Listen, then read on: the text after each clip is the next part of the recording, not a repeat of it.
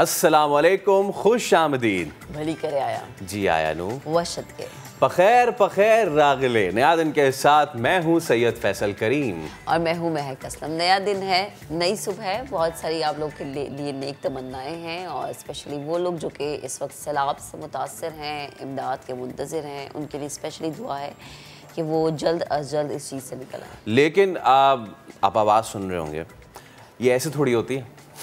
जब सेलिब्रेशन होती है तो आवाज़ क्या और क्या ही एनर्जी सब का सब उस लेवल पे होता है, क्योंकि कमाल कर दिया, आया छा गया और एक नहीं दो कौमों को रुला गया। नसीम शाह अफगानिस्तान से जीता हुआ मैच छीन लिया, आखिरी ओवर की 2 गेंदों पर 2 छक्के लगाए, कौमी टीम को एशिया कप के फाइनल में पहुंचाया। पाकिस्तान एशिया कप का फाइनल इतवार को श्रीलंका के साथ खेलेगा। हाँ, थोड़ी सी देखें वरीज हैं, लेकिन today is the time to celebrate, क्योंकि जब आप जिसने आसिफ को रुलाया उसने रिक्शा चलाया।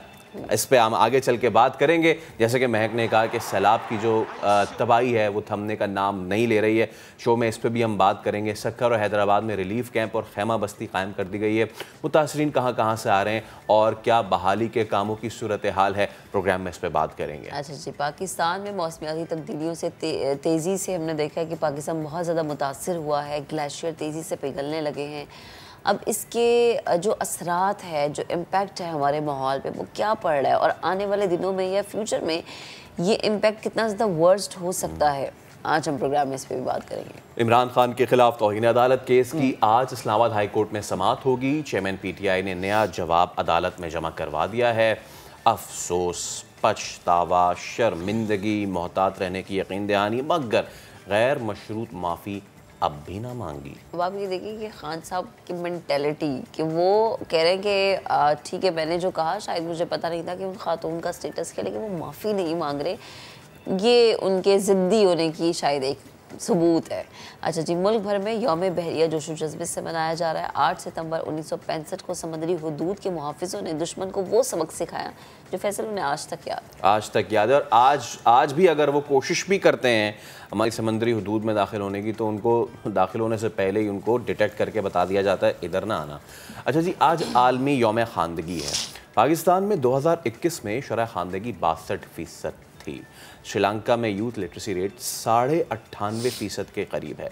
ऐसा नहीं है कि पूरे पाकिस्तान में सिचुएशन है, हमारे पाकिस्तान में ऐसे भी शहर हैं, ऐसे भी इलाके हैं जहाँ पे लिटरेसी रेट 90 से लेके 100% तक है। लेकिन बाकी मानदा पाकिस्तान में क्या सूरत हाल है, इस पे भी हम बात करेंगे। लेकिन सबसे पहले हम शो का आगाज़ करते हैं सैलाब की सूरत हाल से। हैदराबाद में सैलाब मुतासरीन की मदद के लिए हुकूमत और समाजी तंजीमों के साथ साथ अब खुसूसी अफराद भी मैदान में आने लगे हैं। कासमाबाद गर्ल्स कॉलेज में कायम रिलीफ कैंप में खुसूसी अफराद ने मेडिकल कैंप लगाया, जहाँ इलाज के साथ मुफ्त अदविया भी फराहम की जा रही हैं। नुमाइंदा समा इम्तियाज़ अली से हम मज़ीद बात करते हैं। इम्तियाज़, हर कोई जुटा हुआ है, हर कोई कंट्रीब्यूट कर रहा है, ऐसे में ये बहुत ही स्पेशल खुसूसी अफराद ये भी अब आगे आ गए हैं। सैलाब से मुतासर होने वाले जो ख़ानदान हैं वो मुख्तलिफ अज़ला की तरफ जो है रुख कर रहे हैं। इस वक्त जो है हैदराबाद में सरकारी जो आदाद शुमार है ज़िला इंतज़ामिया की जानिब से जो हमें शाया की गई है, उसके मुताबिक जो है 50,000 से ज़ायद जो है मुतासरीन हैदराबाद के मुख्तलिफ जो रिलीफ कैंप कायम किए गए हैं वहाँ पर मौजूद हैं। तो तमाम कैंप्स में जो है उनको तमाम तर जो ज़रूरियात की चीज़ें हैं, खाने पीने की अशिया के साथ साथ जो है मुखैर हजरात और सरकारी सतह पर जो है मेडिकल कैंप्स भी कायम किए गए हैं। मुख्तलिफ वबा के जो पेशेंट्स हैं उनके लिए वहीं पर डिसेबल पर्सन की जानिब से भी जो है मुख्तलिफ कैंप्स का जो है वो रुख किया हुआ है और वहाँ पर जो मुतासरीन जो बीमार हैं उनको इलाज भी उनका करवाया जा रहा है। मुख्तलिफ जो है उनको दवाइयाँ भी दी जा रही हैं। ये डिसेबल पर्सनस का जो यहाँ पर ये टीम पहुँची हुई है, उनके एक माहिर डॉक्टर्स भी उनके साथ मौजूद हैं। हम उनसे बात करेंगे कि कौन सी ज़्यादातर बीमारियां पाई जा रही हैं मुतासरीन में। जैसे हो गई, बुखार हो गया, पेट में दर्द हो गया, उसके अलावा फीवर, खांसी हो गई, ज़ुकाम हो गया, जो ये मुख्तलिफ हैं। इस वक्त जो है मुख्तियार कार कासमाबाद में मौजूद है। हम इस वक्त जो मौजूद हैं गवर्नमेंट गर्ल्स डिग्री कॉलेज में, तो मुख्तियार कार हमारे साथ मौजूद है। हम उनसे मालूम करेंगे कि कासमाबाद में कितनी कैंप्स है और कितने मुतासरीन को ठहराया गया है। भाईजान, हमारे कासमाबाद तालके में इस वक्त 20 के करीब रिलीफ कैंप कायम हो चुकी हैं और ये इन सब कैंपों में खैरपुर, नाथन शाह, मेहर, दादू, अब कल तो वो सेवन से भी आए हैं बहुत से सैलाब मुतासरीन और ये बरसात मुतासरीन।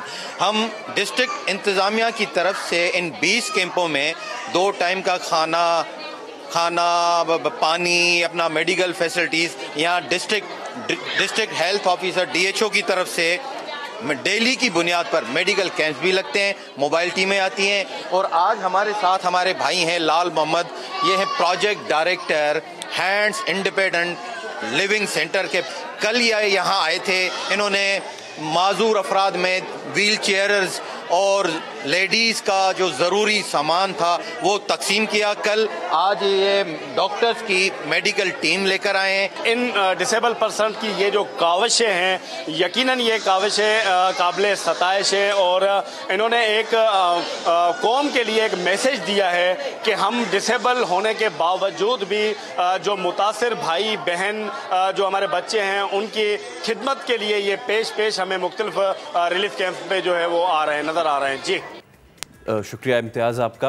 उधर अब सक्खर का रुख करें तो सैलाब और बारिश की तबाहकारियों के बाद पन्नू आकिल हिफाजती बंद पर 800 टेंट्स पर मुश्तमिल एक खैमा बस्ती कायम की गई है।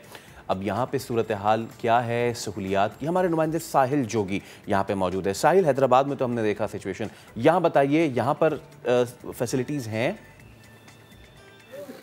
जी देखिए, दरियाए सिंध में सैलाबी सूरत हाल के बायस जो है पन्नू आकिल का कच्चा जो है मुकम्मल डूब गया है। अभी भी इस वक्त जो है 300 से ज़ायद देहात जो है मुकम्मल जो है ज़ेर आब है। तो लोगों को अभी रेस्क्यू किया गया है हिफाजती बंद पर। यहाँ पर जो है टेंट लगाए गए हैं, 800 से ज़ायद यहाँ पर टेंट सिटी कायम की गई है।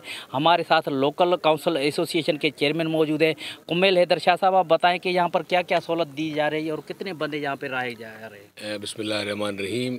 देखें जी, यहाँ पे ये जो पूरा कच्चा बंद है ये 8 से 9 यूनियन काउंसिल पे मुश्तमिल है, जिसमें पक्के का एरिया भी है और कच्चे का एरिया भी दिया जा रहा है। तो हमने ये जो टेंट सिटी यहाँ पे लगाया उसकी 2 वजूहत थी। एक तो ये थी कि जो पक्के के पीछे गांव हैं वो बड़े इजीली यहाँ आ सकते हैं, ऊपर पानी नहीं पहुँच सकता, तो उनकी ईजी हर चीज़ पहुँचाई जा सकती है, खाना दिया जा सकता है, पानी दिया जा सकता है, उनकी मेडिकल चीज़ें की जा सकती हैं। फिर हमें ये भी इतला थी कि पानी बहुत ज़्यादा आ रहा है, जैसा कि आपने अब देख रहे हैं कि पीछे सारे गाँव में पानी, दरिया का पानी खड़ा हुआ है। तो हमें इसीलिए लगाया कि वो वहाँ से निकल के भी यहाँ आ जाएं। आपने देखा कि हम मेडिकल टीम भी लेके आए जो कि बच्चों को और फैमिली को टीके लगा रही हैं, स्प्रेज भी आपके सामने हो रहे हैं। फिर हम मवेशियों का भी डॉक्टर इसीलिए लेके आए और पूरी प्रॉपर टीम के साथ, ताकि इन सब लोगों का गुजर सफ़र मवेशियों पे है, ताकि वो मवेशी ना मरे जाएँ। जैसे हम देख रहे हैं मीडिया पे, सोशल मीडिया पे कि बार बार मवेशी मरे जा रहे हैं। अभी मैं यहाँ पे आया हूँ, जो हम 5-6 दिन पहले एक यहाँ पे एक्टिविटी करके गए थे, लिख के गए थे, तब 815 टेंट की ज़रूरत थी और वो हमने यहाँ पे मुहैया कर दी है। अब दोबारा लोग कह रहे हैं, जहाँ जिन्होंने हमसे 25 मांगे थे वो कह रहे हैं 50 चाहिए, 40 चाहिए। तो आज हम फिर दोबारा नोटिंग कर रहे हैं, इंशाल्लाह कुछ ही दिनों में उनका भी सारा कर देंगे। थैंक यू जी। यहाँ पर जो है JDC के ताउन से टेंट सिटी कायम किया गया है और दीगर जो लोग अंदर फंसे हुए उनको भी बाहर निकालने के हवाले से। अच्छा जी, अब आपको बताएं कि पूरी दुनिया की तरह पाकिस्तान में भी मौसमियाती तब्दीलियों जो है वो हम देख रहे हैं कि बहुत ज़्यादा बढ़ चुकी हैं। कुतुब शिमाली और जनूबी के बाद सबसे ज़्यादा ग्लेशियर्स जो है वो पाकिस्तान में ही है और वो पूरी दुनिया में सबसे ज़्यादा तेज़ी से पिघलना शुरू हो गए। नतीजा ये कि सतह समंदर में अब इजाफा होता जा रहा है, जिससे सिंध के क्रैक एरिया की आबादियाँ और गाँव गोठों को ख़तरात लाहक हो चुके हैं। एक स्पेशल रिपोर्ट है जो फैसल ने तैयार की है, वो आपको दिखाते हैं। मौसमियाती तब्दीली से जहां हमारे मुल्क का दर्जा हरारत बढ़ता जा रहा है, गर्मियों के स्पेल और हीट वेव्स आते जा रहे हैं, वहीं पे एक बहुत बड़ा ख़तरा सी लेवल राइज यानी समंदर की सतह का ऊपर आना है। जत कबीले का ताजन अपने पुरखों की उन जमीनों पे जो कभी गांव हुआ करती थी, आज कश्ती पे सफर कर रहा है। हाँ, ये जमीन थी, दरिया सिर्फ छोटा दरिया था जो ये आ रहे, ये भी छोटा था उसी टाइम पे। ये तो पूरी जमीन थी जिसमें आबादी थी, खेती बाड़ी थी। ताहद्दे निगाह फैला ये आधा दरिया आधा समुद्र कभी हरी भरी फसलों का खेत और हंसते बसते लोगों का मस्कन हुआ करता था। जिस दौर में ये खेती बंदर आबाद था, यहाँ के चावल कहीं कहीं मुल्कों में जाते थे। खेती बाड़ी, घर, जमीन सब कहाँ गया? क्या ये सब अचानक हुआ? 78 में या 79 में मीठे पानी बंद हुआ, उनके बाद ये समुद्र आगे चलने शुरू किया, जिस वजह से ये ज़मीन भी हमारी निकल गई, कट गई। तो ये केटी बंदर से 16 किलोमीटर बड़े समुद्र दूर था, जो अभी 2022 में अभी तकरीबन केटी बंदर से दूर है 3 किलोमीटर समुद्र।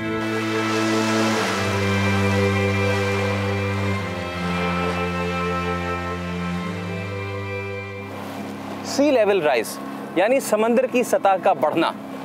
आज हम आपको चंद ऐसे गांवों में लेके जाएंगे जो कभी गांव हुआ करते थे, वहाँ आबादी हुआ करती थी, खेती बाड़ी हुआ करती थी, लेकिन सतह समंदर के हद से ज़्यादा तजावुज़ करने पे खारा पानी अब उन गाँव को वीरान कर रहा है और वहाँ के लोगों को हिजरत करने पर मजबूर कर रहा है। ये है गांव टप्पन। टप्पन गांव के मोहम्मद तरीन सोहराब साईं बताते हैं, बहुत सारे घर थे, दुनिया सारी भाग गई, बहुत सारे लोग थे, सारे भाग गए।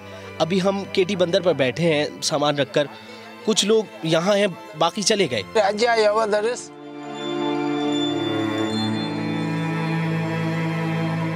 मीठा पानी इस बस्ती से रूठ गया है और अब समंदर के खारे पानी ने इस बस्ती में वीरानी के डेरे डाल दिए हैं। कई लोग अपने हंसते बसते घरानों को यहाँ से छोड़ के जा चुके हैं और ये एक अलमिया है। इधर बहुत लोग बैठे थे, दरिया का पानी आया तो लोग केटी बंदर की तरफ भाग गए। अब पता नहीं क्या हो। सोहराब को समझ नहीं आ रहा कि आखिर उनके गांव को समंदर ने कैसे खा लिया। ये एक इंटरनेशनल इशू है, सी लेवल राइज, और ये किस वजह से हो रहा है कि जैसे हमारे पोल्स पे बड़े बड़े ग्लेशियर्स होते हैं, नॉर्थ पोल, साउथ पोल्स पे, ग्लोबल वार्मिंग की वजह से ये ग्लेशियर पिघलने लगे हैं।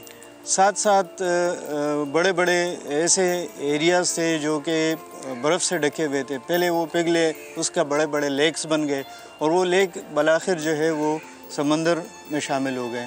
पाकिस्तान में भी जो है ना बड़े बहुत ज़्यादा ग्लेशियर्स हैं, लेकिन आप देख रहे हैं कि वो भी बड़े तेज़ी से जो है वो मिल्ट हो रहे हैं। यानी पूरी दुनिया में जो ग्लेशियर्स हैं वो बड़ी तेज़ी से मिल्ट हो रहे हैं। तो पानी कहाँ जाएगा? वो डेफिनेटली समंदर में ही आके गिर जाता है। अगर आपको किसी दिन ये पता चले कि आपके घर की तरफ पानी आ रहा है और आपको अपना सारा सामान छोड़ के कहीं और जाना पड़े, तो आप पे क्या गुजरेगी? वही गुजरेगी जो इस खाली झोपड़ी के मकीन पर कभी गुजरी होगी। पानी घर में बे तो 3 फुट 3 फीट पानी खड़ा हो जाता है। हम अपने बाल बच्चों को कश्ती पर बिठा देते हैं, घर में कमर कमर पानी खड़ा हो जाता है। बच्चे घर वाले कैसे रह सकते हैं? घर वाले 4 दिन कश्ती में फंसे रहते हैं। इसी बीच पानी की बड़ी लहरें भी आती हैं। 4 दिन पानी कुछ ही घर इसमें अभी बचे हुए हैं, वो भी सिर्फ इसीलिए बचे हुए हैं कि उनके पास कोई ज़रिए माश का जो है दूसरा कोई वसीला नहीं है। उनके पास ऐसी कोई जगह नहीं है जहाँ पे वो जाके शिफ्ट हो सके, इस वजह से वो मजबूरन यहाँ बैठे हुए हैं। समंदर सिर्फ गांव नहीं खा रहा, इन मासूम नन्हे मुन्नों का मुस्तकबिल भी रोज रोज आहिस्ता आहिस्ता खाता जा रहा है। समंदर का ये पानी इस गांव को तकरीबन निगल चुका है और यहाँ के लोग शदीद मुश्किलात का शिकार हैं। शायर को अब शायद अपना ये मिसरा बदलना पड़ेगा कि ज़मीन खा गई आसमां कैसे कैसे, समंदर खा गया ज़मीनें कैसी कैसी। लेकिन अभी कुछ लोग हैं जो खुदी को बुलंद इतना करते हैं कि हर तकदीर से पहले खुदा उनसे पूछता है कि बता तेरी रज़ा क्या है। अगर मौसम बदल रहा है तो इस बदलाव से लड़ने वाले कुछ लोग हैं। आइए एक ऐसे ही गांव में आपको लेके चलते हैं जहां सूरत हाल इससे मुख्तलिफ नहीं है, लेकिन वहां के लोगों ने इस सूरत हाल से जंग लड़ने की ठान ली।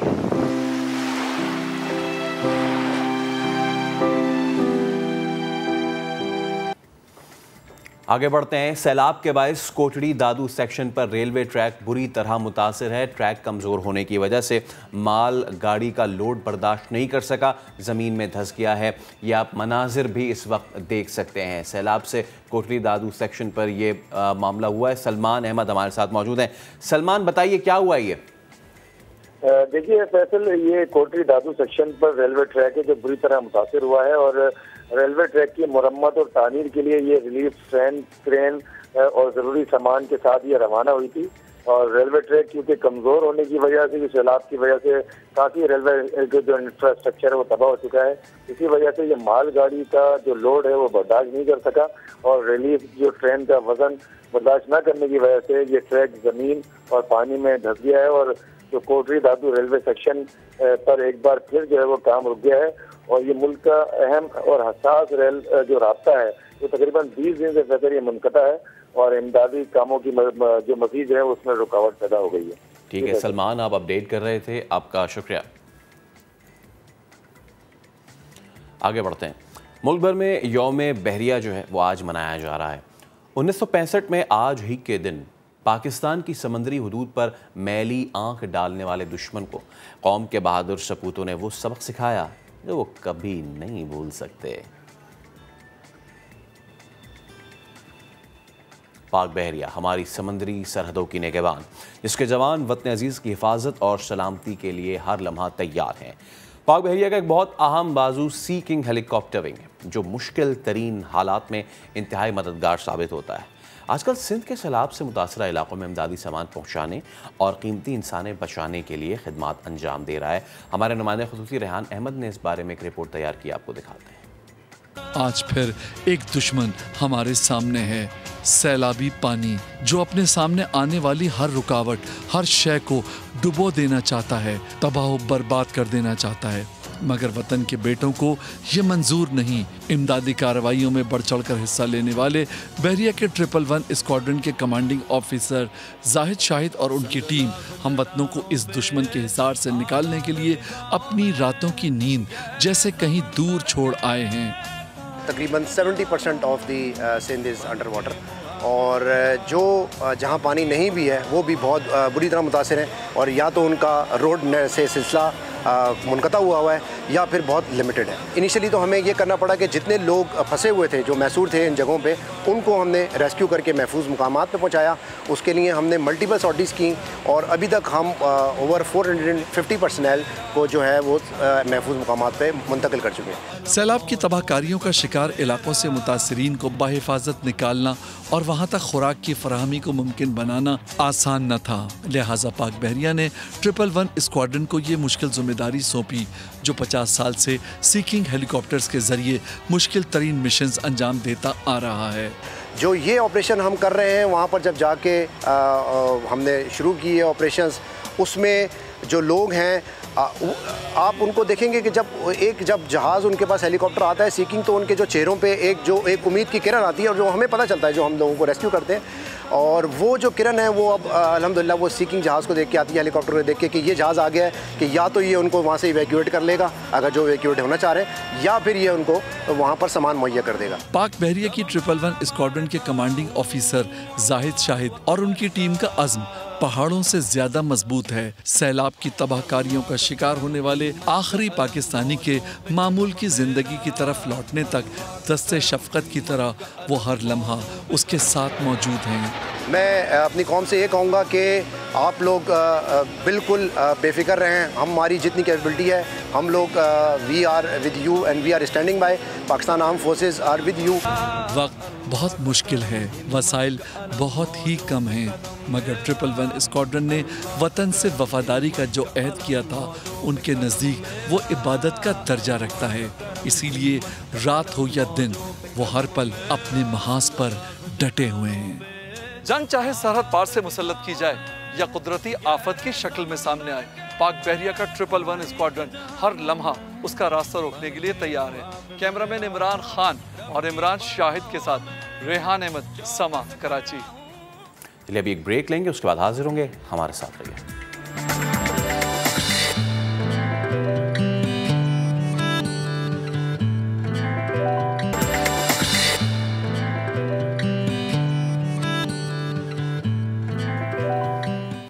एक बार फिर आपको नया दिन में खुशामदीद कहते हैं। हम सबको मालूम है कि पाकिस्तान में किस कदर टैलेंट है। हमारा रॉ टैलेंट जो है, चाहे वो स्पोर्ट्स हो या फिर वो स्टडीज़ हो, हमें बार बार नज़र आता है कि सहूलियात कम हो, इसके बावजूद निखर के सामने आता है। ऐसे ही कुछ मिसाल है लाहौर से सामने आई है। अतियात पर चलने वाले स्कूल ने तारीख रकम की है। मैट्रिक इम्तहानात में 1, 2 नहीं 8 पोजीशंस हासिल की हैं और इलाका मकीनों का सर फ़ख्र से बुलंद किया है। तालीमी मैदान में कामयाबी की खूबसूरत कहानी दानियाल उमर की ज़बानी।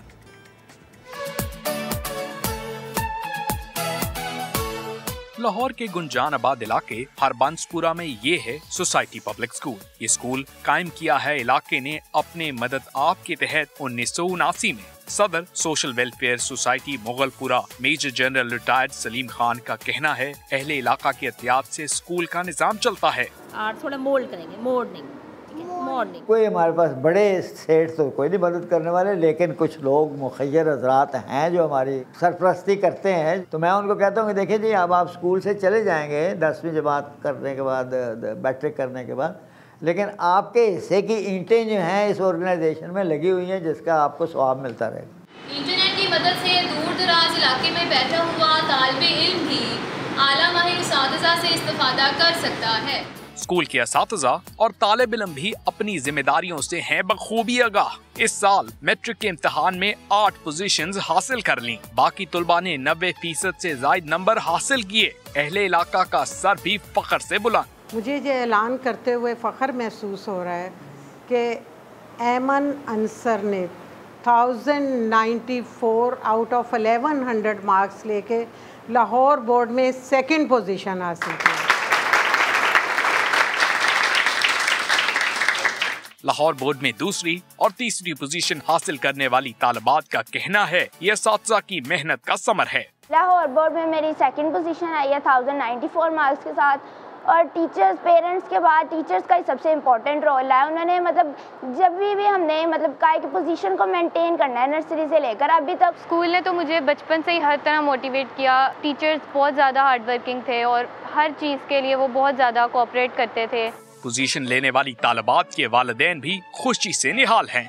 मैं उनका पहला स्टूडेंट था जब इन्होंने स्टार्ट किया था। उसी वक्त से मेरा भी ये एम था कि मैं अपने बच्चों को सोसाइटी में ही दाखिल करवाऊंगा, क्योंकि यहाँ की पढ़ाई बहुत अच्छी है। इस एरिए का अल्हम्दुलिल्लाह नंबर 1 स्कूल है और बच्चों को यहाँ पे हर दफ़ा ही इम्तियाजी नंबरों में पोजीशन मिलती है बोर्ड में।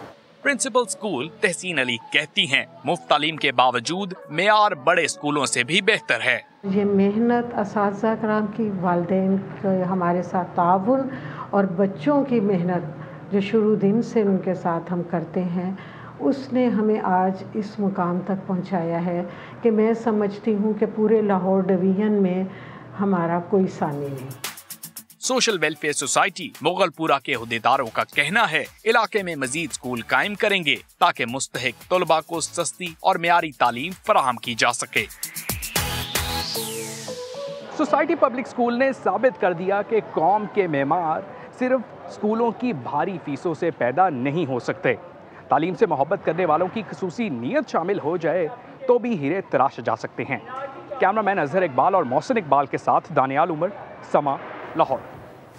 तो जैसे कि मैंने कहा था कि हमारे यहाँ रॉ टैलेंट माशाल्लाह इतना है कि सहूलियात अगर कम भी हों तो वो निखर के सामने आता है। अब इसमें जहाँ माँ बाप का किरदार है, वहीं पे जो करता धरता हैं इस तमाम तर स्कूल के जो इंतज़ामिया है वो भी लायक़ तहसीन है। हमारे साथ Samiullah Khan, general secretary social welfare society मौजूद हैं। समी साहब अस्सलाम वालेकुम। पहले तो आपको मुबारक हो, क्योंकि ये सिर्फ ऐसा नहीं है कि 8 पोजीशंस आई हैं, बल्कि जो अच्छी बात यह है कि दीगर स्टूडेंट्स हैं उन्होंने भी 90+ मार्क्स लिए हैं। तो क्या ज़बरदस्त अचीवमेंट रही है आपकी, इस पर क्या कहना चाहेंगे आप? मैं सबसे पहले समा चैनल और उसकी टीम का शुक्रगुजार हूँ कि उन्होंने आज हमें मौका दिया कि मैं अपनी सोशल वेलफेयर सोसाइटी मुगलपुरा और सोसाइटी पब्लिक स्कूल के हवाले से अवाम नास को आगाह करता चलूँ कि ये वो स्कूल है जो सेल्फ हेल्प बुनियाद की बेस पर कायम किया गया और अल्हम्दुलिल्लाह जब से इसकी इस्टेब्लिशमेंट हुई है 1979 में मोगलपुरा कैंपस इस्टेब्लिश हुआ और 2005 में हरबंसपुरा कैंपस इस्टेब्लिश हुआ। तो 2005 से लेकर आप देखिए चंद सालों के अंदर अंदर इस स्कूल ने इतनी अचीवमेंट कर ली है कि बोर्ड के अंदर second, third, fourth onward position जो हैं वो इस स्कूल ने हासिल की हैं। अभी आपने बताया कि बाकी जो बच्चे हैं उन्होंने भी बहुत अच्छा परफॉर्म किया। आप इस बात का अंदाज़ा इससे लगा सकते हैं कि 329 बच्चों ने पार्टिसिपेट किया मैट्रिक के इम्तहान में, जिसमें 95% एंड अबव 70 स्टूडेंट्स ने 95% एंड अबव मार्क्स हासिल किए, जबकि 153 बच्चों ने 90 एंड अबव % मार्क्स हासिल किए, जबकि 253 बच्चों ने A+ ग्रेड हासिल किया।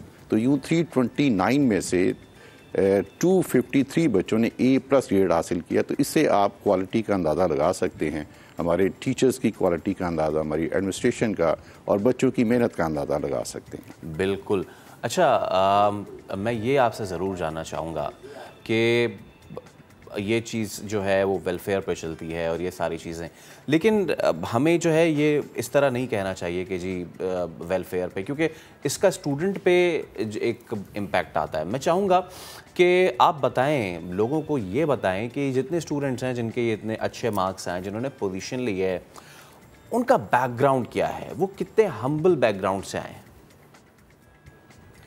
इसमें जो पेरेंट्स अभी आपने ख़ुद भी देखा होगा कि जिनके इंटरव्यूज़ आए हैं वो बड़ी हम्बल फैमिली से हैं, कोई बहुत वेल टू डू फैमिली से नहीं है, एवरेज फैमिली से हैं और हम सब भी एवरेज फैमिली ही से बिलोंग करते हैं। अभी आपने बात की कि अगर हम बात करेंगे कि सारा ही वेलफेयर है तो उससे बच्चे पे भी इम्पेक्ट आता है, ऐसा भी नहीं है। हमारे यहाँ हैव एंड हैव नॉट्स का कॉन्सेप्ट है।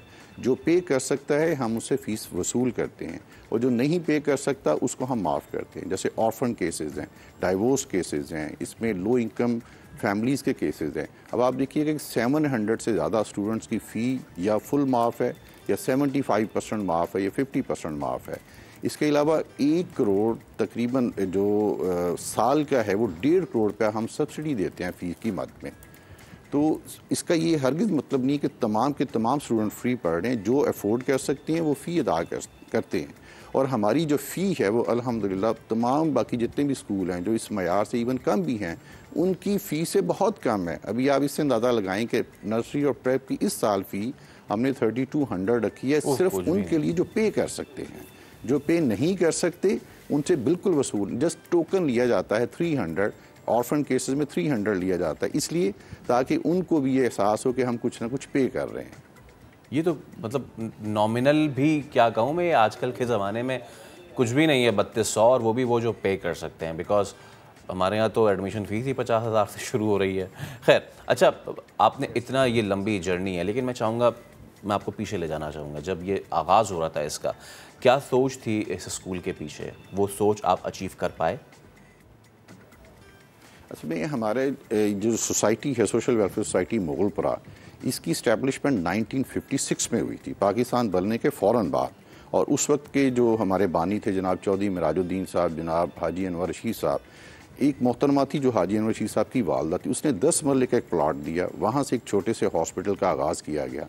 तो इब्तदा में हमने शोबा सेहत को फोकस किया, लेकिन उसके बाद चूँकि चौधरी मिराजुद्दीन साहब वो वकालत करते थे तो उनकी एक सोच थी कि हम उस वक्त आप ये सोचें कि 1956 और बाद के अदवार में मुगलपुरा कोई बहुत ज़्यादा डेवलप नहीं था, अब अल्हम्दुलिल्लाह डेवलप्ड है। तो ये सोच डेवलप की गई कि इस इलाके के लोगों को भी तालीम याफ्ता किया जाए।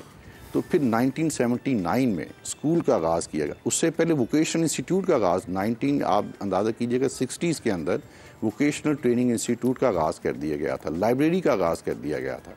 तो 79 में फिर हम फॉर्मली इस स्कूल का हमने आगाज़ किया और सोच यही थी कि इस इलाके के जो बच्चे हैं जो कि पसमानदा उस वक्त वो ज़रा पसमानदा फैमिली से तल्लक़ रखते थे, तो उनको भी क्वालिटी एजुकेशन दी जाए। और अल्हम्दुलिल्लाह असातिज़ा की मेहनत से, जो हमारे डोनर्स हैं, जो हमारी एग्जेक्टिव काउंसिल है, जो हमारी टीम लीडर है, मैं यहाँ उनका जिक्र करना जो है इंतहाई मुनासिब समझता हूँ कि मिसिज़ तहसीन अली जो कि प्रिंसिपल हैं हमारे तमाम कैंपसेस की, वो गॉड गिफ्टेड सलाहियतों की मालिक है। चौधरी मिराजुद्दीन साहब और इनके एक टीम थी जिन्होंने इतना ये जर्नी जो है इसको इन्होंने जो है वो कवर किया। 39 स्टूडेंट से आगाज़ किया गया था और आज अल्हम्दुलिल्लाह 4700 स्टूडेंट्स जो हैं वो इस्तेफादा कर रहे हैं। सर यही मेरे ख्याल से हाईलाइट है, यही थी कि यही हाईलाइट है सर इसकी कि 39 स्टूडेंट से आगाज़ किया, 47,000 बच्चा आज पढ़ रहा है और वो उन बाकी स्कूल्स में से जो बच्चे हैं जो कि ज़्यादा फीस वाले हैं किसी तौर पे भी कम नहीं बल्कि उनको बीट किया। बहुत शुक्रिया हमारे साथ मौजूद। आगे बढ़ते हैं। फैसलाबाद में child protection and welfare bureau ने बेघर बच्चों को कराई सैर। खुशी के मौके पर ये प्यारे प्यारे बच्चे अपने को याद वैसे करना ना भूले। रिपोर्ट करें रिदा सिंधु। किसी ने झूला झुलाया तो किसी ने क्रिकेट का शानदार शॉट लगाया। Child protection and welfare bureau Faisalabad के बच्चों ने मनाया फन डे।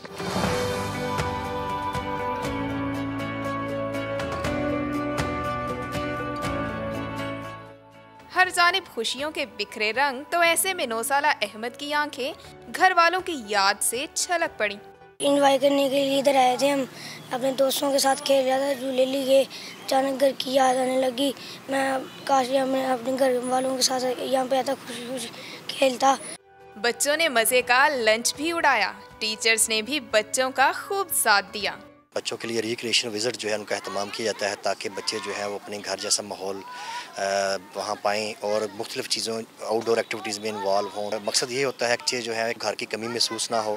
बच्चा पार्टी ने रस्सा कुशी के दिलचस्प खेल के भी खूब मजे लिए।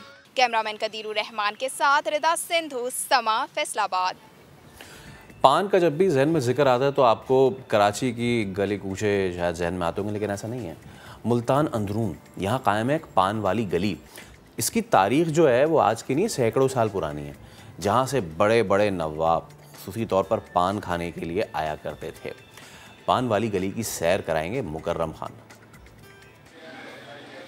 अंदरून मुल्तान की तंग गलियां खुद में एक तारीख समेटे हुए है। पान वाली गली सदियों से कायम इन्हीं गलियों का हिस्सा है। नवाब कासम है, नवाब नसरुल्लाह खान है, खानगढ़ से तशरीफ लाते थे।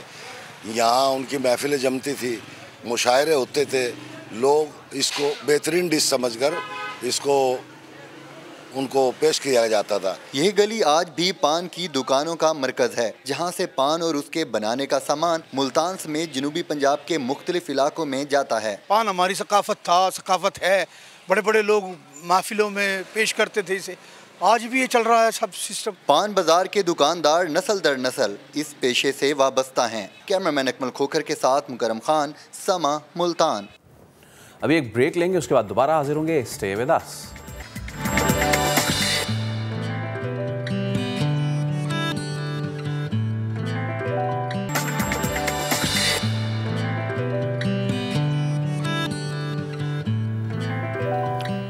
Welcome back. इससे पहले कि हम आगे बढ़ें, एक अफसोसनाक खबर आपके साथ शेयर करनी है। हुनैद लखानी डेंगू के बायस इंतकाल कर गए हैं।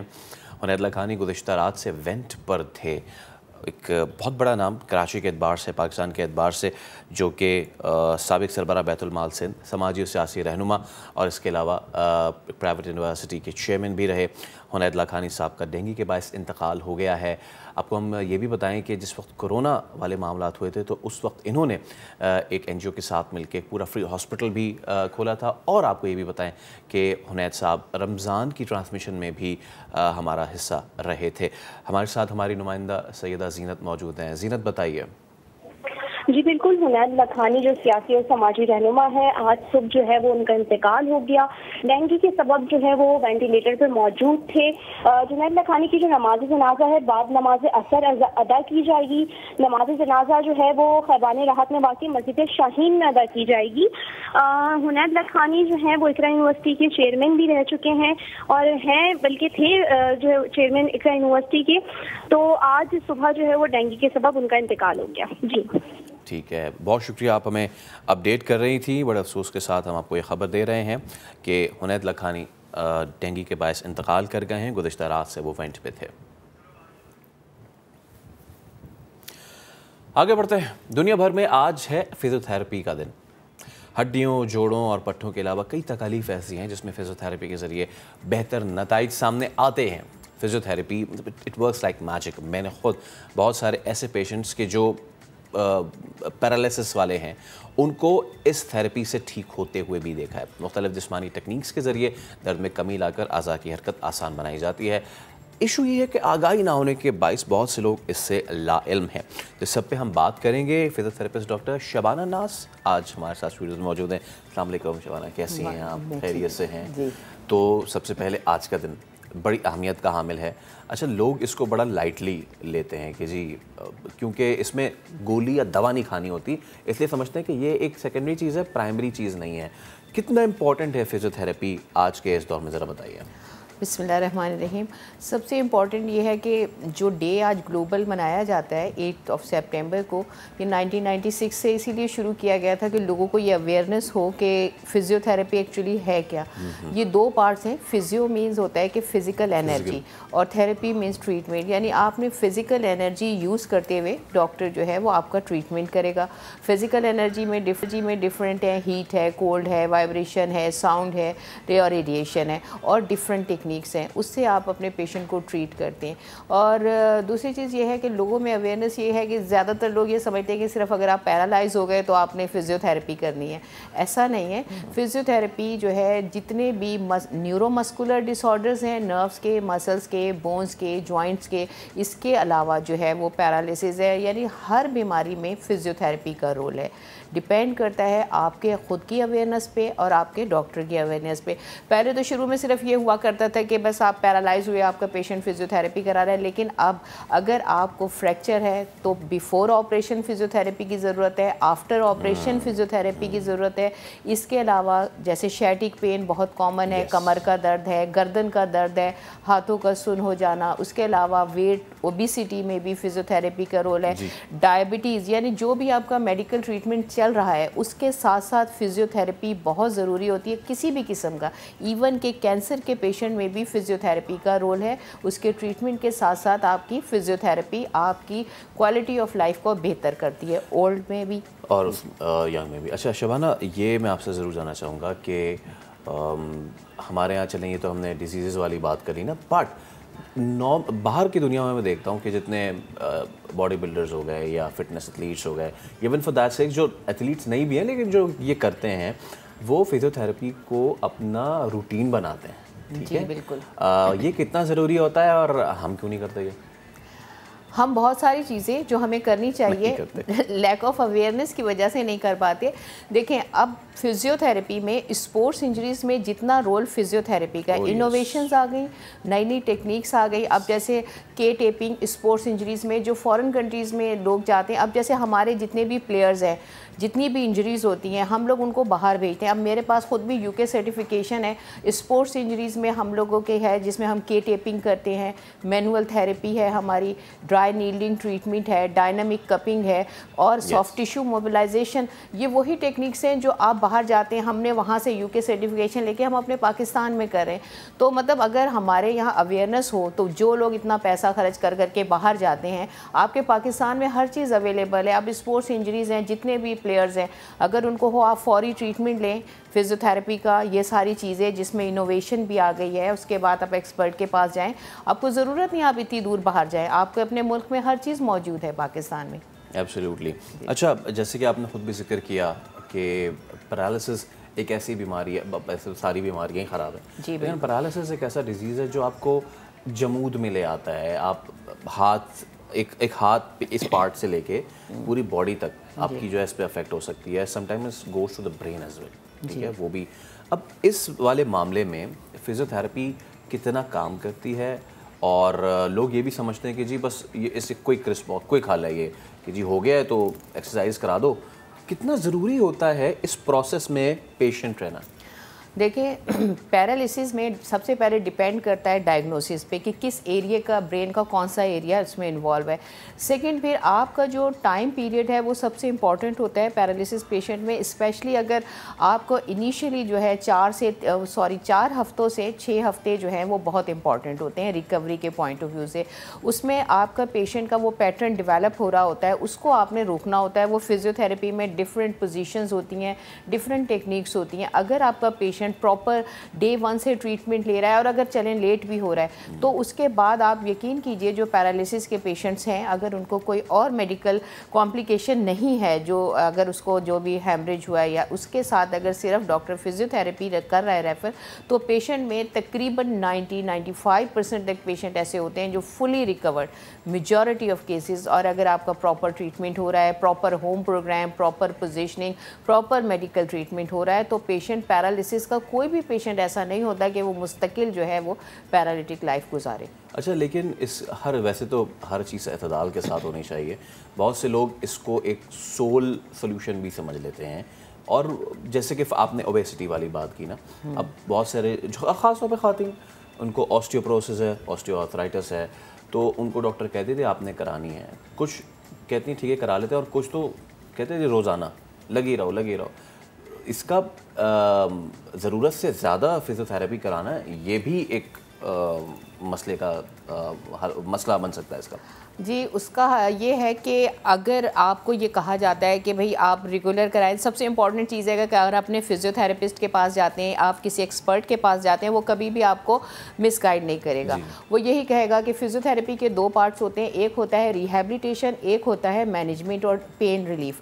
अगर आपको कोई पेन है, पैथोलॉजी है, पहले फिजियोथेरेपी में उसका ट्रीटमेंट किया जाता है डिफरेंट टेक्निक से, डिफरेंट मशीन्स के ज़रिए। उसके बाद फिर रिहैबिलिटेशन स्टेज होता है जिसमें पेशेंट को नॉर्मल लाइफ की तरफ वापस लाते हैं। उसमें हम कंटिन्यूसली होम प्रोग्राम और एक्सरसाइजेस बताई जाती हैं। और कंटिन्यूसली फिजियोथेरेपी का मतलब ये है कि आप एक्सरसाइज, अपना पॉस्चर और कुछ ऐसा लाइफ स्टाइल जो फिजियोथेरेपिस्ट आप होता है वो आपको थ्रू आउट लाइफ करना होता है। जैसे अगर आपको नी आर्थराइटिस है तो उन पेशेंट को हम बताते हैं कि ये एक्सरसाइज आपने करनी है, वॉक करनी है। आपको हील पेन है, किस तरह का पॉस्चर, कंटिन्यूसली आपने वॉक करनी है। आपको हमारे जो दर्द हैं 50 से 60% जो दर्द हैं वो मैकेनिकल पेन है, यानी गलत बैठने उठने पॉस्चर की वजह से। अब अगर आपको एक फिजियोथेरेपिस्ट ये बताता है कि आपने इस तरह चलना है और आपने वो फॉरएवर आप किस तरह बैठे, हम इस तरह के हमने जो है वो अपने लो सोफे पे नहीं बैठना, सॉफ्ट सोफे पे नहीं बैठना, हमने एक साइड पे टेक लगा के नहीं बैठना, तो ये चीज़ें आपको थ्रू आउट द लाइफ आपने करनी होती हैं, फॉलो करना होता है। जी ठीक है, बहुत शुक्रिया Shabana, thank you so much ji. हमने ये डिस्कस किया कि फिजियोथेरेपी कितना इंपॉर्टेंट है आम आदमी के लिए भी और स्पोर्ट्स के लिए भी। अब हम स्पोर्ट्स की बात कर ही रहे हैं तो आपको ये बताएं कि पाकिस्तान के लिए बड़ा एतदाद आया है इस फील्ड में। वो ऐसा कि Fida Hussain Baloch Asian body building championship में एलीट प्रो कार्ड हासिल करने वाले पहले पाकिस्तानी बॉडी बिल्डर बन गए। यही नहीं, फ़िदा हुसैन बलोच ने एक गोल्ड, एक सिल्वर, एक ब्रॉन्ज मेडल भी जीता है। अच्छा, जूनियर कैटेगरी में गुलनवाज खान ने सिल्वर अपने नाम किया है। ये वही गुलनवाज खान है जो चैंपियनशिप में शिरकत से पहले हमारे प्रोग्राम नया दिन में मेहमान बने थे और उनके लिए टीम सवाने ने एक तमन्नाओं का इजहार भी किया था। उन्होंने वादा भी किया था कि वो मेडल लाएंगे और वो ले आए।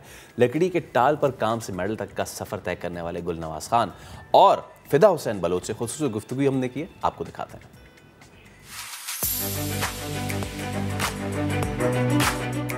मैं बिल्कुल ही थका हुआ होता हूँ, पर बस ये मेरी जीत है, मुझे हारने नहीं देती। बोलती है आपको मिस्टर एशिया बनना है, बस जो है ना, जो थकान ना सारी जिम में उतर जाती है।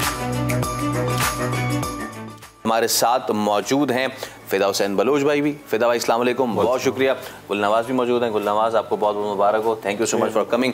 और हमारे साथ मौजूद हैं तारिक भाई भी, जो समझें कि रूहें रवाएं। अगर मैं इनको टीम का कप्तान कहूँ तो ये गलत ना होगा, तो ये इनके बगैर तो टीम जो है वो जाती नहीं है। तो भाई तारिक भाई, आपको भी बहुत मुबारक हो और यकीनन आप इस वक्त ऐसा महसूस कर रहे होंगे जैसे बाप जब बच्चे के फर्स्ट आने पे फ़ख्र महसूस करता है ना, तो वैसा महसूस कर रहे होंगे। अल्लाह पाक ने बहुत एहसान किया, हम लोगों ने अपना मुल्क का नाम रोशन किया। आपको भी मुबारक हो। सबसे बड़ी जीत तो हमारी पूरी कौम की है। और फीलिंग्स ये है कि जब वैसे ही बचपन से हम कौमी तराना सुनते आ रहे हैं ना, एक अजीब फीलिंग जब आप उस दुनिया के एशिया के स्टेज पे खड़े हो और पूरी दुनिया आई हुई है और पाकिस्तानी कौमी तराना बजता है, वो feelings I can not define that feelings ना, रोंगटे खड़े हो गए बिल्कुल। ऐसे अजीब फीलिंग्स कि मैं आपको बता नहीं सकता हूँ। यकीनन यकीन, और यही चीज़ तो है वो हमारे जो प्लेयर्स हैं उनके साथ भी होगी। तो फ़िदा भाई, आपसे स्टार्ट करते हैं। भाई कॉन्ग्रेचुलेशंस, बहुत मुबारक हो। और जैसे महक कह रही थी, मैं जिम किया जी, थोड़ा बहुत अगर कभी किया है तो वहाँ पे जहाँ हम अपने इंटरनेशनल बॉडी बिल्डर्स की तस्वीरें देखते हैं ना, महक, आर्नल्ड श्वार्ज़नेगर हो गए या अभी अब रॉनी कॉलमैन और ये वाले हो गए, तो वहीं पे पाकिस्तान की तरफ से फ़िदा भाई की तस्वीरें लगी होती हैं। आज वो लेजेंड हमारे साथ बैठे हैं।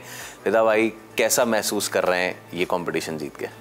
अल्हम्दुलिल्लाह मैं बहुत अच्छा महसूस कर रहा हूँ और बहुत खुश हूँ कि अल्लाह ताला ने वहाँ पाकिस्तान को इज़्ज़त दी और पाकिस्तान को क्या पूरे पाकिस्तान के कौम को इज़्ज़त दी कि वो इन लोगों की दुआओं की वजह से सब हुआ है। अल्लाह ताला ने अगर हमें वहाँ इज़्ज़त दी, वहाँ ये मेडल आए तो इन लोगों की दुआओं से हुआ है। और दूसरी बात ये कहना चाहता हूँ, ये जैसे आपने कहा था कि ये सालों की मेहनत है, वाकई ये सालों की मेहनत है, इसमें मेहनत बहुत होती है। तो मेरे उस्ताद तारिक भाई, आमिर भाई, इन्होंने बहुत मेहनत की मुझ पे इस टाइटल के लिए, इस इवेंट के लिए बहुत मेहनत की और इसके पीछे बहुत बड़ा राज है आपके उस्तादों का। बिल्कुल, डिसिप्लिन जो है ना इसकी बड़ी ज़रूरत है। और फैसल जैसे आपने कहा ना उस्ताद, तो ये लोग वाकई तरक्की पाते हैं जो जब बहुत ऊंचाई पे चले जाते हैं और अपने उस्तादों को याद रखते हैं। मुझे आप बताएं कैसा महसूस कर रहे हैं? मैं बहुत अच्छा महसूस कर रहा हूँ। मतलब खुशी हुई जब आपको मेडल मिला? पहली चीज़ क्या थी जो जहन में आई? पहली चीज़ ये थी पाकिस्तान के लिए पे गोल्ड मेडल का मैंने सोचा था, पर जो है ना मैं मुकाबले के लिए खड़ा हुआ फिर जेल जो है ना थोड़ी ख़राब हो गई, उस वजह से जेल ख़राब होने की वजह से मेरे को सिल्वर मेडल मिला। चले कोई नहीं, कोई तो मेडल मिला ना। लेकिन ये अच्छा ये छोटी छोटी टेक्निकलिटीज़ हैं जो लोग घर में देख रहे हैं। उन्होंने पहली बार सुना जी जेलिंग, और ये ख़राब भी हो जाती है। हम तो ये समझते हैं कि जी एक बंदा गया है, उसने जी पोज किया है और वो आ गया। असल में ये जो जेलिंग की बात कर रहे हैं, जेलिंग क्लास जो है ना अप डाउन हुए थे वहाँ पे, तो टाइमिंग बहुत शॉर्ट हो गई थी वहाँ पे। तो वहाँ पे गर्ल्स, वुमेन कैटेगरी के काफ़ी जो है ना वो इवेंट थे, तो उस इवेंट में बहुत सारे लोग थे। ये जेलिंग पहले से करके आ गए थे। अब जेलिंग जो है ना जब करके आते हैं उसके फ़ौरन तकरीबन मेरे ख्याल में 5 से 6 मिनट बाद आपको स्टेज पे आना चाहिए। वो थोड़ा डिले हो गया है। डिले होने की वजह से जो ना वो जेल सुखड़ गई, मगर इसके इल्म में नहीं था कि दोबारा थोड़ी सी जो है ना वो जेलिंग करके आ जाऊँ। ये ऐसी आ गई, इसीलिए इसकी जेलिंग थोड़ी खराब हो गई। लेकिन चले सीखा ना। जी सीख तो लिया, सीखा आपने गलती से। ये आप देख रहे हैं हमारे सामने, ये प्रो कार्ड रखा हुआ है। ये एलीट, ये क्या चीज़ है? ये प्रो कार्ड तो चलते हैं सब। एलीट प्रो कार्ड एक एंट्री है आपकी इंटरनेशनल उस फेडरेशन में। इन केस मैं आपको ऐसे बताऊं कि जैसे अभी गुलनवाज है ना, ये एशिया लेवल तक खेल सकते हैं, इंटरनेशनल नहीं जा सकते हैं जब तक इसने एलीट प्रो नहीं लिया हो। पाकिस्तान को फर्स्ट टाइम फ़िदा हुसैन को माशाल्लाह एलीट प्रो मिला। It means this is the entry for international platform. और IFBB के प्रेसिडेंट राफेल संतोजा, मैं ये आपसे पूछना चाह रहा था कि वो जब IFBB के प्रेसिडेंट जब मिले फ़िदा भाई से, तो फिर वो ये एक अलग कहानी है, क्या हुआ? वो जब फ़िदा भाई से मैंने इंट्रोडक्शन कराई तो उसने फ़िदा भाई का हाथ पकड़ा और उसको कह रहा था I want to see you in world Olympia. अच्छा, वर्ल्ड ओलंपिया फिर सबसे पाए डिग्री का स्टेज है, आखिरी स्टेज वर्ल्ड ओलंपिया। और ये किसी आम आदमी ने इसको नहीं बोला, मैंने नहीं कहा, किसी ने नहीं कहा। राफेल संतोजा ने कहा कि I want to see you in Olympic stage. तो ये बहुत बड़ी एजाज़ की बात है। उस आदमी की नज़र या उस आदमी का सोच ऐसे हमारे लिए कि वाकई इस लड़के में वो पोटेंशियल उसको नज़र आई। मेरे तो हाथ ही नहीं छोड़ रहे थे, हाथ नहीं छोड़ रहे थे पकड़ के कि मैं आपको उधर देखना चाहता हूँ उस स्टेज पे। बहुत बड़ी एजाज़ की बात है। बॉडी बिल्डर्स के लिए ये एक चीज़ कही जाती है कि अगर कभी आप हिम्मत हार रहे हो, कभी आप ये बाई लगा रहे हो और कह रहे हो कि यार बस ये एक मैं मज़ीद रैप नहीं कर सकता, तो उस पर कहा जाता है कि सोचो स्टार्ट किधर से किया था। फ़िदा भाई कहाँ से स्टार्ट किया था, आज से कितने साल पहले, और अभी जब आप पीछे देखते हैं मुड़ के, तो उस फ़िदा में और आज के फ़िदा में क्या फ़र्क है? उस फ़िदा और आज फ़िदा में ये फ़र्क है कि उस टाइम हमें कोई अच्छा प्लेटफॉर्म और अच्छी एक स्पॉन्सर नहीं मिली थी, तो इसलिए हम जाते थे वहाँ पे मायूस होकर आते थे। और इस दफ़ा मैं दोनों हाथ से शाहिद आफरीदी फाउंडेशन का शुक्रिया अदा करता हूँ। उन्होंने बहुत अच्छा स्पॉन्सर किया मुझे। मैं तो वैसे भी अपने गेम से थोड़ा सा मायूस था कि हम जाएंगे इस दफ़ा भी सिर्फ खाना पूरी करने जाएंगे, मुश्किल है ये मेडलों में आए हम लोग।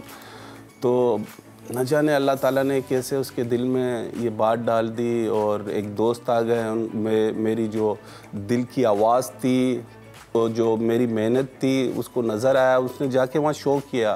मेरी बातें उनको बताया, मेरे तस्वीरें उनको दिखाया शाहिद आफरीदी भाई को, तो शाहिद आफरीदी ने फिर मुझे स्पॉन्सर किया। जब ये स्पॉन्सर मुझे मिला तो मैं क्या बताऊं, मेरे आंसू निकल आए और मेरे पूरी फैमिली खुश हुई कि अब तुम अच्छी तैयारी कर सकते हो, कि तुम्हें एक अच्छा स्पॉन्सर मिल गया है। तो इसमें शाहिद आफरीदी का बड़ा किरदार है। और उससे पहले जो मैंने इवेंट्स लड़े और अपनी बॉडी मेंटेन की है, मैं ख़ास कर मोहम्मद इकबाल राजपूत जो सपूरा पे है, उनका एक शॉप है बिरयानी का, उसने तकरीबन मुझे 10 से 12 साल तक मेरी डाइट का मेरा ख्याल रखा। उसने मेरी बॉडी मेंटेन के लिए उसने कहा वो छोड़ना नहीं है आपको, स्पॉन्सर तुम्हें मिले ना मिले मगर छोड़ना नहीं है, अल्लाह बेहतर करेगा, तुम लगे रहो। उसने मुझे इस फील्ड से हटाया नहीं, लगाया अपने साथ। मेरे इस चीज़ का बहुत ख्याल रखा इकबाल भाई ने। ये आपने देखा कि एक दुकान वाले का स्पॉन्सर से लेके शाहिद आफरीदी के स्पॉन्सर तक, ये एक जर्नी होती है पूरी। बिल्कुल, इसमें आपका फैमिली का भी बड़ा किरदार होता है। उसमें आपका ब्रेकफास्ट, आपका लंच, आपका डिनर, ये सब किस तरह बनाना है वो अपने अलग। जी हाँ, मेरी जो वाइफ है वो अपनी डाइट अलग बनाती है और मेरा अलग बनाता है बच्चों के लिए। मतलब बहुत ये क्रेडिट जो है वो वाइफ को भी जाता है। बिल्कुल ऐसे ही है। और जब मैं एक्सरसाइज करके आता था घर पे तो मैं बच्चों को कहता था कि यार मेरी जो ना वो पुशिंग वगैरह करे, मैं थका हुआ हूँ बहुत। तो मेरे तीनों बेटे मेरे चिपक जाते थे, एक पैर पकड़ रहा है, एक सर दबा रहा है, क्या मैंने कहा बस दबाते रहे। एक चढ़ जाता था छोटा, वो अब्बास, मैं जब जा रहा था वो ईमान से लिपट के मुझसे रो रहा था कि बाबा तुम जीत कर आएंगे। बिल्कुल, मुझे बच्चों की बहुत जो है ना वो दुआएं मुझे बहुत याद आई। मैंने कहा मेरे लिए बहुत दुआएं की बच्चों ने। चलिए, अच्छा ये तो आपने बताया माशाल्लाह से, और भाभी को भी बड़ा सलाम हम पेश करते हैं। तो वहाँ भी ऐसा ही है, आपका खाना अलग, अपना खाना अलग? जी, मेरा भी खाना अलग होता था, वाइफ को भी अलग होता था। उसमें फिर कैलोरी काउंट का ख्याल रखना और ये सारी चीज़ें? जी, ये सब करती थी। मैं भी ये एक्सरसाइज करता था तो घर जाता था, वाइफ भी मेरी थोड़ी कमज़ोर है, वो दबाती रहती थी, थोड़ा सा दबाती थी, थक जाती थी, कहती थी बस और नहीं दबा सकती। अच्छा तारिक भाई, माशाल्लाह से मेडल्स आए हैं हमारे पास। मैं आपसे चाहूँगा आखिर में ये पूछना कि जैसे कि अभी शाहिद आफरीदी फाउंडेशन आगे आई, उन्होंने ये सारी चीज़ें की, थोड़ा सा ये बताएं कि दीगर मुल्कों से जो लोग आते हैं, आपने बताया यूएई से और ईरान से, उनका कंटिंजेंट कितना होता है? हमारा कंटिंजेंट कितना था? स्टैंडिंग होता है और ना पूछे, हम तो सिर्फ अपने 16 या 17 लोगों के साथ या 14 लोगों के साथ गए और ऑल ओवर द वर्ल्ड सारे जो आए थे एक क्लास चीज़ थी। सब हम बेचारे पाकिस्तान 10 लड़के और अल्हम्दुलिल्लाह अल्लाह पाक ने हमें बहुत नवाजा। लास्ट टाइम जब मैं वर्ल्ड खेलने गया तो मुझे प्रपोज किया इंडिया ने, थाईलैंड में पाचुआ, उन्होंने प्रपोज किया कि आप इंडिया आ जाएं, नेक्स्ट टाइम आप वर्ल्ड बनेंगे। मैंने कहा मैं पाकिस्तान नहीं छोड़ सकता अपना, ठीक है। फिर दोबारा गया खेलने, मुझे कतर वालों ने प्रपोज किया, वहाँ पे भी नहीं गया। मुझे अच्छी टाइमिंग दे रहे थे वो, मेरे पूरी फैमिली को प्रपोज किया उन्होंने कि आप आ जाएं। देखिए, आप सबके प्रपोजल का बहुत शुक्रिया, लेकिन ये बंदा पाकिस्तानी है और मेडल पाकिस्तान के लिए आएगा। फिदा भाई बहुत शुक्रिया, तारिक भाई, गुलनाज साहब का बहुत शुक्रिया। जी, आगे बढ़ते हैं। जापान से निकलने वाला बागबानी का कदीम तरीक़ा, जैसे बोनसाई आर्ट कहा जाता है, इस फन में बड़े दरख्तों को काट छाँट कर छोटा रखा जाता है। इसके ज़रिए घर में भी बाग बनाया जा सकता है। कराची से नुमाइंदा खुसूसी शायान सलीम ने रिपोर्ट तैयार की, आपको दिखाते हैं।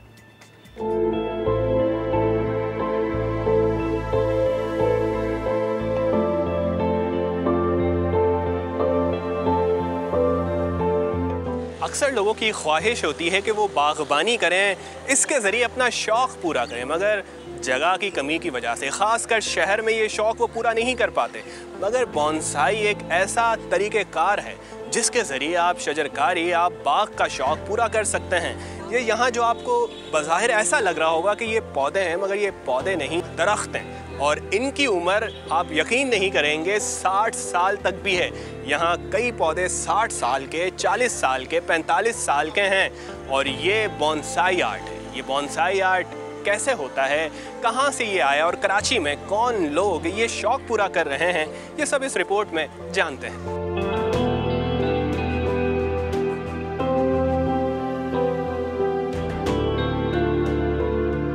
जापानी ज़बान में किसी कम गहराई वाले बर्तन को कहा जाता है और साई उसमें लगी हुई प्लांटेशन को कहा जाता है। तो बॉन्साई का मतलब tree in a tray is bonsai. देखिए जापान के अंदर तो ये एक उनका कदीम आर्ट है जिसमें बाप दादा परदादा के ज़माने से बॉन्साई जो है वो उगा रहे हैं और नस्ल दर नस्ल उनको ये आर्ट मुंतकिल हो रहा है।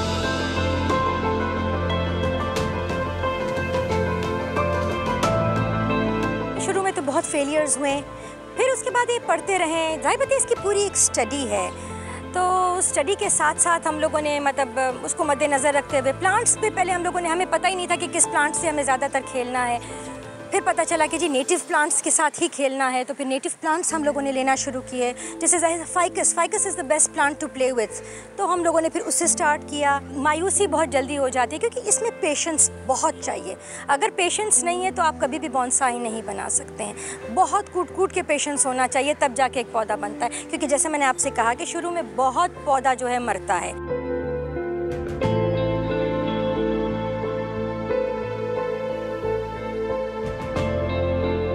कोई मसनूई खाद या हम कोई ऐसा केमिकल नहीं डालते जिसकी वजह से इनका कद छोटा रहे। सिर्फ बुनियादी गार्डनिंग के जो उसूल होते हैं जिसमें हम पौधों की प्रूनिंग करते हैं सालाना, तो वो इनमें भी की जाती है। इसको शेप देने के लिए हम वायरिंग करते हैं क्योंकि ब्रांचेस जो हैं वो अपनी मर्ज़ी से ग्रो कर रही होती हैं, तो हम उनको डायरेक्शन देते हैं वायर के ज़रिए, जिससे वो पौधे की शाख एक ख़ास डायरेक्शन में चली जाती है। ये 90% अगर कहा जाए तो ये आर्ट है और 10% इसके अंदर गार्डनिंग है। इसके अंदर पानी जमा ना हो गमलों में क्योंकि उससे रूट रॉटिंग का ख़तरा होता है, तो हम उसके अंदर जो है ड्रेनेज के लिए पत्थर डाल देते हैं, तो उससे जो है पानी ड्रेन आउट हो जाता है। वक्ती तौर पर हम इसको कमरे में रख सकते हैं, 2-4 दिन, 1 हफ़्ता ये रह सकता है, सर्वाइव कर सकता है।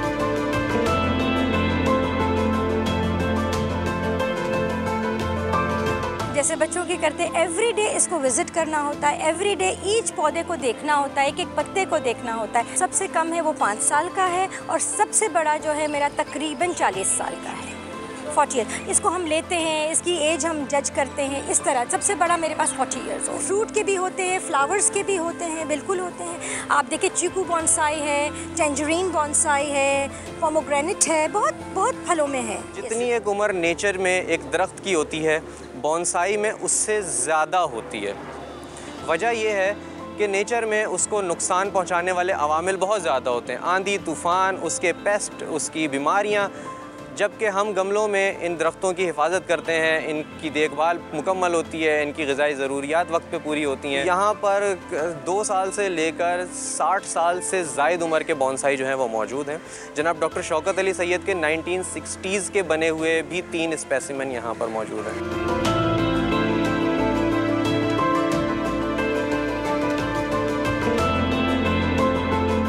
ये एक माहौल दोस्त आर्ट है। इसके ज़रिए आप दरख्तों को मनपसंद शक्ल देकर घर में कहीं भी रख सकते हैं। पाकिस्तान बॉन्साई सोसाइटी इस आर्ट को फ़रोग़ देने में अहम किरदार अदा कर रही है। कैमरामैन ज़ीशान अली के साथ शायान सलीम, समा, कराची। अभी एक लेंगे ब्रेक, उसके बाद दोबारा हाजिर होंगे, हमारे साथ रहिए।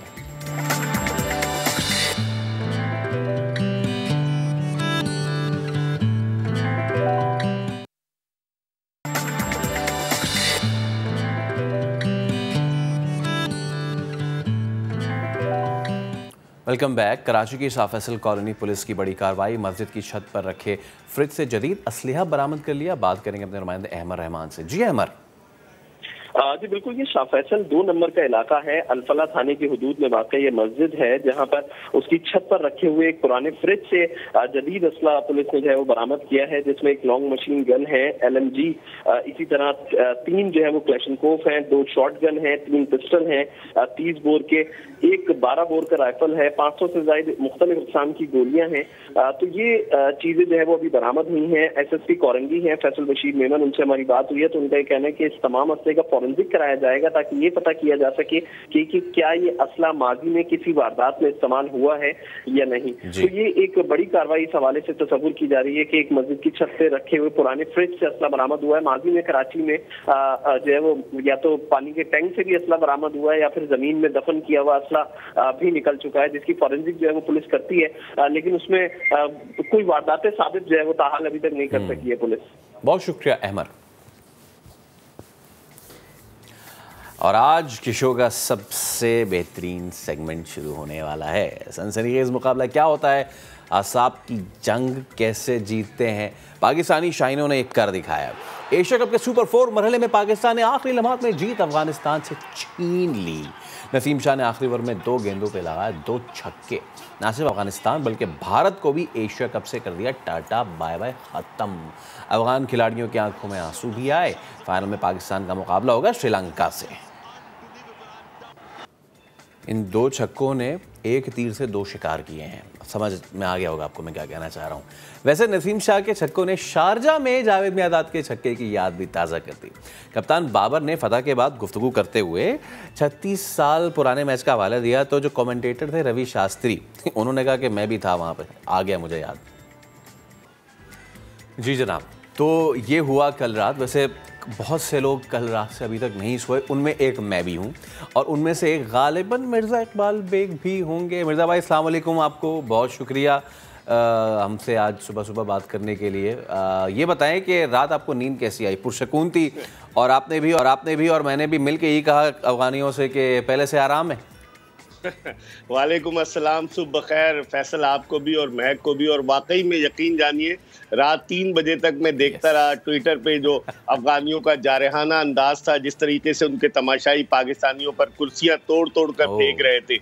मैं समझता हूँ 1979 में जब रूस ने अफगानिस्तान पर अटैक किया, उसके बाद से जो हालात थे, लगता है कि तालीम की अब भी कमी है अफगानियों में, तालीम, और फिर वो जंगजू है। लेकिन पाकिस्तान ने जिस अंदाज से मैच जीता, मुझे तो डर था कि खुदा न खास्ता अगर अफगानिस्तान जीत जाता तो क्या हंगामा होता। आपको पता है फैसल, इसीलिए यहाँ पर शारजा क्रिकेट स्टेडियम में अलग अलग इंक्लोजर्स में बिठाया गया था अफगानियों को और पाकिस्तानियों को, क्योंकि 2019 के वर्ल्ड कप में मैं इंग्लैंड में था, हेडिंगले लीड्स में, जहाँ पाकिस्तान ने 3 विकेटों से कामयाबी हासिल की थी। 1 ओवर बाकी रह गया था, इमाद वसीम ने हराया था अफगानिस्तान को बड़ी अच्छी बैटिंग करके। तो वहाँ भी अफगानियों का रवैया बड़ा जंगजू जारहाना था और यहाँ भी जारहाना था।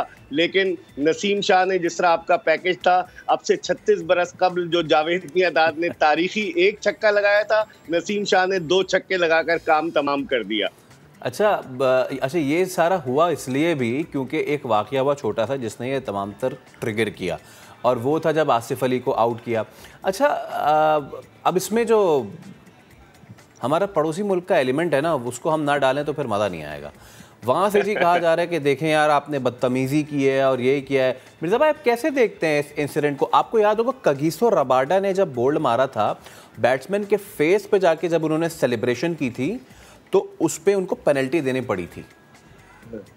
बिल्कुल आप सही कह रहे हैं। देखे, मसला ये है कि भारतीय तो बड़े, आपने खुद देखा होगा वीडियो में कि भारतीय बड़े खुश हो रहे थे कि पाकिस्तान को अफगानिस्तान अगर हरा दे तो भारत का चांस बनेगा। लेकिन आप देखें ESPN क्रिक इन्फो जो सबसे बड़ी वेबसाइट है, इतनी बाइस्ड है कि उसने जो तस्वीर दिखाई, उन तस्वीर में उन्होंने आसिफ अली को जो है वो कल्परेट करार दे दिया।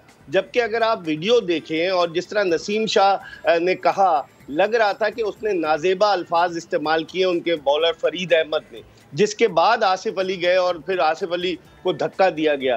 तो मैं समझता हूं कि अफगानियों का ये जारहाना रवैया, एक तो तमाशाइयों का जारहाना रवैया, दूसरे यहाँ पर इससे पहले भी कई दफ़ा ऐसा हो चुका है कि अफगानी क्रिकेटर्स मुखालिफ टीम के खिलाड़ियों, ख़ास तौर पर पाकिस्तान के साथ, हालांकि पाकिस्तान ने उनको इतनी मदद की है क्रिकेट खेलने में, फैसल ये सब जब यहाँ रहते थे अफगान कैंप्स में पेशावर में, सारे वही क्रिकेट खेलते थे। और ये जो राशिद खान उनका बॉलर है, इसका नाम राशिद खान अरमान है, ये इस्लामिया कॉलेज पेशावर में 2nd ईयर का स्टूडेंट था, फिर उसके बाद ये वहाँ चला गया अफगानिस्तान। तो पाकिस्तान के डोमेस्टिक क्रिकेट में अफगानिस्तान की टीम आकर खेली है और पाकिस्तान के लोगों ने इनको कोच किया है। आप देखें, इमामुल हक गए, राशिद लतीफ गए, इतना सब कुछ किया, उसके बावजूद उसका ये सिला। और आप देख रहे हैं वो जो वीडियो है ना, हम उसको बार बार चला भी रहे हैं। एक तो ये है कि जो मैच के हाइलाइट्स हैं, एक है मोबाइल वीडियो जिसमें साफ जाहिर हो रहा है कि किस तरीके से जो फरीद हैं इन्होंने जाके नाज़ेबा इशारा भी किया और उन्होंने जाहिर सी बात है कुछ बोला भी है, ठीक है, भड़काया है। अगेन वही वाली बात, रबाडा ने जिस तरीके से on the face of batsman उनको आउट करने के बाद जिस तरीके से सेलिब्रेट किया था, ये सिर्फ सेलिब्रेशन नहीं है, ये इसके अलावा भी दीगर मामलात हैं। तो किस तरह तोड़ मरोड़ के हमारा जो पड़ोसी मुल्क है वो उसको कहता है कि जी ऐसा हो गया, वैसा हो गया, फला हो गया, ढिमका हो गया। अच्छा, ये अगर नहीं होता तो शायद ये ब्लेसिंग इन डिस्गाइज हो गया। अगेन अपना शिफ्ट करते हैं focus towards Naseem Shah and the other performance. अगर ये चीज़ नहीं होती तो ट्रिगर नहीं होता मामला, और अगर ट्रिगर नहीं होता शायद वो 2 छक्का नहीं लगते। मज़े की बात पता है क्या है? मज़े की बात यह है कि पूरा पाकिस्तान तो ट्रिगर्ड था ही। जो बॉलिंग कोच है शॉन टेट, मैंने उनको ऑस्ट्रेलिया से खेलते हुए कभी इतना अग्रेसिव नहीं देखा जितना कल वो सेलिब्रेट करते हुए अग्रेसिव हो रहे थे। बिल्कुल आप सही कह रहे हैं, सेलिब्रेशन तो थी। नसीम शाह की आपने सेलिब्रेशन देखी होगी। मैं समझ रहा हूँ कि पाकिस्तान जीत तो गया, लेकिन जीत की खुशी में हमें अपनी गलतियों का इजाला करना होगा, क्योंकि फाइनल हमारा श्रीलंका से इतवार को, उससे पहले जुमे को हमारा एक फाइनल से पहले एक रिहर्सल है, श्रीलंका से मैच है। आप देखें फैसल 87 for 3 था पाकिस्तान का जब रिजवान आउट हुए, और 118 पे 9 हो गए, तो 31 रन पर पाकिस्तान की 6 विकेटें गिर गई, जिससे आप अंदाजा लगाएं कि पाकिस्तान का मिडिल ऑर्डर अब भी बहुत वल्नरेबल है और हम बहुत कुछ इन्हिसार कर रहे हैं बाबर आजम, मोहम्मद रिजवान और फ़खर जमान पर। हमें ये सोचना होगा, बार बार गलतियां नहीं करनी होंगी। श्रीलंका हमें नहीं छोड़ेगा। जिस तरह अफगानिस्तान से हमने जीत लिया, ठीक है, बहुत ज़बरदस्त तरीके से जीते, पूरा मुल्क जो है वो खुशी की लहर दौड़ गई, लेकिन हमें अपनी गलतियों का भी इजाला करना होगा। भाई मैं चाह रहा था इसी पे ज़रा आ जाऊं, क्योंकि देखिए हम जीत गए एंड इट्स गुड। जो हम पत्ते भी फेंक रहे हैं इंडिया वाले मैच में, नवाज़ को ऊपर भेज दिया, इसमें शादाब को भेज दिया, वो पत्ते भी चल गए। प्रॉब्लम ये है कि पत्ते रोज़ रोज़ नहीं चलते। बाबर ने जब से विराट कोहली को विश किया है और जब से उनसे हाथ मिलाया है, तब से ऐसा लग रहा है कि वो जो, I don't want to use the word, लेकिन वो जो एक चीज़ थी वो पनौती चले ले लेते हैं ना, वो इधर से उधर शिफ्ट हो गई है। तो जो फॉर्म इधर थी बाबर ने वो कोहली को दे दी, और कोहली की जो फॉर्म ख़राब थी वो इधर आ गई है। वरीसम चीज़ है सर ये, बाबर का ना चलना, फ़खर जमान का ना चलना, इवन फॉर दैट सेक। बिल्कुल, बाबर ने 4 इनिंग्स में अब तक 33 रन बनाए, 33 रन। पहले मैच में बाबर ने जो है वो 10 रन बनाए, दूसरे में 9, तीसरे मैच में 14 और कल 0 पर आउट हुए। तो इस लिहाज से बाबर पर अब प्रेशर डेवलप होता जा रहा है, क्योंकि वो पाकिस्तान के टॉप के बैट्समैन है। वो रन्स करते हैं तो पूरी टीम का मोरल अप होता है। अगर वो 0 पर आउट हो जाए पहली गेंद पर तो पूरी टीम बैठ जाती है। हालांकि रिजवान इस टीम में, और आपने फ़खर की बात की, फ़खर भी उस तरह से नहीं चल रहे। मेरी ओपिनियन में फ़खर जमान अगर इनिंग्स ओपन करें तो वो पावर प्ले का ज़्यादा बेहतर इस्तेमाल कर सकते हैं, लेफ्ट हैंडेड और right handed combination Fakhar Zaman और रिजवान का। और अगर बाबर 1 डाउन पर आए तो बेहतर होगा, लेकिन अब ये टीम मैनेजमेंट पे डिपेंड करता है और बहुत कुछ डिपेंड करता है बाबर आजम पर। वो किसी तौर भी ओपनिंग की स्लॉट छोड़ना नहीं चाहते। तो अब देखें अगले आइंदा आने वाले मैचेस में क्या होता है। Let's see, let's hope for the best. अच्छा मिर्ज़ा भाई, ये एक मीडियोकर टोटल, और इस मीडियोकर टोटल को चेस करते हुए क्या इसको आखिर तक ले जाना चाहिए था? नहीं, बिल्कुल नहीं ले जाना चाहिए था, क्योंकि जिस तरह से हमारी बैटिंग लाइनअप है, अफगानिस्तान ने शुरू से अटैक किया। फैसल देखें, उनका जो ऑफ स्पिनर है मुजीबुर रहमान, दुनिया का बेहतरीन ऑफ स्पिनर है, 4 ओवर्स में उसने सिर्फ 12 रन दिए। हम लोग थोड़ा सा अंडर प्रेशर थे। मेरे ख्याल में बाबर के आउट होने की वजह से नौबत यहाँ तक आई कि हम आखिर तक गए। अगर बाबर शुरू में हमारी विकेट नहीं गिरती तो बाबर आगे तक ले जा सकते थे। मेरे ख्याल में अब पाकिस्तान के लिए एक सबक है कि आइंदा अगर छोटा टारगेट चेस कर रहा हो 130 रन का, तो क्या स्ट्रैटेजी बनानी चाहिए। ये स्ट्रैटेजी बनाएंगे हमारे बैटिंग कोच मोहम्मद यूसुफ, हमारे हेड कोच सकलैन मुश्ताक। जब भी पाकिस्तान, श्रीलंका को आप आसान नहीं ले। पहला मैच 8 विकेटों से हारी, 105 110 पे आउट होने के बाद उसने जिस तरीके से वापसी की है इस टूर्नामेंट में, मैं समझता हूँ it will be a very very tough final. Absolutely. और आखिर में जाते जाते few words for the neighbours भी मैं चाह रहा हूँ, क्योंकि वो बहुत ज़्यादा थे कि हम ऐसे कर दें, वैसे कर दें, यूं कर दें, वो कर दें, लेकिन फिर हुआ कुछ भी नहीं। बस यही है ना कि कहते हैं ना, हसद की आंखें नहीं होती। तो उनको हसद बहुत ज़्यादा है पाकिस्तान से, और पाकिस्तान ने जिस तरीके से जवाब दिया, कल आपने वीडियोस देखी होंगी, वो तो बड़ा सेलिब्रेट कर रहे थे। अब आज अफगानिस्तान और भारत का मैच है, दोनों एक दूसरे के आंसू पोंछने की कोशिश करेंगे, लेकिन पाकिस्तान चला गया। शुक्र है अल्हम्दुलिल्लाह कि अल्लाह ताला ने हमें कामयाबी दिलवाई। अच्छा, वैसे तो आपका बहुत शुक्रिया, मिर्ज़ा भाई हमारे साथ मौजूद थे, लेकिन आगे चल के ज़रूर हम इस पे लेंगे। ये इस रीजन में सबको पाकिस्तान से असर है, वो बांग्लादेश हो, अफ़गानिस्तान हो या इंडिया हो। अच्छा, इंडिया के साथ तो फिर अब थोड़े से लव रिलेशन आप देख रहे हैं कि प्लेयर्स हाथ मिला रहे हैं, यानी वो जो एंटागनिज्म इंडिया के अगेंस्ट होती थी अब वो शिफ्ट हो गई अफ़गानिस्तान और बांग्लादेश पे। लेकिन इन दोनों टीम्स को ये सोचना पड़ेगा कि आप ही वो दोनों टीम्स थी जिनको और किसी ने नहीं बल्कि पाकिस्तान ने ही यहाँ तक आने में मदद दी है, चाहे वो बांग्लादेश हो in the late 80s and 90s या फिर अफ़गानिस्तान हो। खैर, कल का जो मैच हो गया बड़ा ज़बरदस्त हो गया। नाउ अब आज एक बड़ा ही गैर रस्मी सा मैच है जिसकी कोई ज़रूरत ही नहीं है, कोई देखे ना देखे उसका कोई फ़ायदा नहीं। इट्स इंडिया अफगानिस्तान, फिर पाकिस्तान श्रीलंका से खेलेगा, वो एक अच्छा ड्रेस रिहर्सल होगा फाइनल के लिए, और संडे को होगा final Pakistan versus Sri Lanka. All the best to the green shirts. आज के लिए इतना ही, दीजिए इजाज़त, कल होगी आपसे मुलाकात। अल्लाह हाफ़िज़।